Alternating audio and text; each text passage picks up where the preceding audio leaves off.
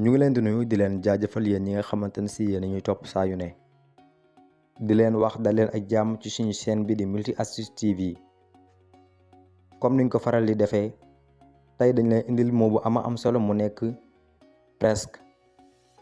presque nag buñ koy tekki ci wolof mën nañoo wax ne mooy daanaka presque nag dañ koy utiliser ci phrase wala expression yoo xamante ne si fi ñu koy dugal loolu daanaka mi ngi ci jeexantal bi. buñ ci defee ay exemple de phrase di ngeen gën a comprendre waaye laata loolu dañ leen ñaan ngeen abonné ci chaîne bi te ngeen like vidéo bi partagé ko ñu jàll ci phrase yi. C'est presque fini. C'est presque fini. daanaka jeex na loolu mooy daanaka jeex na. J'ai presque fini.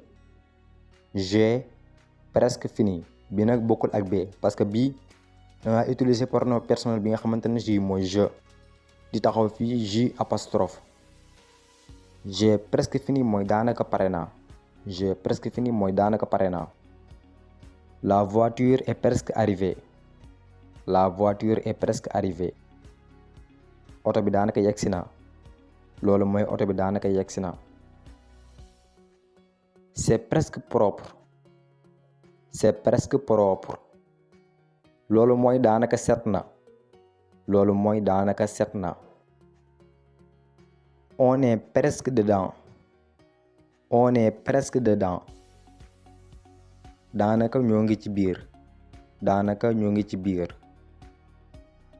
Ils ont presque fini le travail. Ils ont presque fini le travail. daanaka pare nañu liggéey bi. loolu mooy daanaka pare nañu liggéey bi. daanaka pare nañu liggéey bi. wala daanaka ñoom pare nañu liggéey bi. C'est presque le même. C'est presque le même. daanaka benn bi la. daanaka benn bi la. Je l'ai presque atteint. Je l'ai presque atteint. mooy daanaka jot naa ko. daanaka jot naa ko. kon suñu gars yi presque mooy noonu. mën nañ koo tekkee ci wolof daanaka. da leen ñaan ngeen abonné active cloche bi te ngeen like partager ba beneen.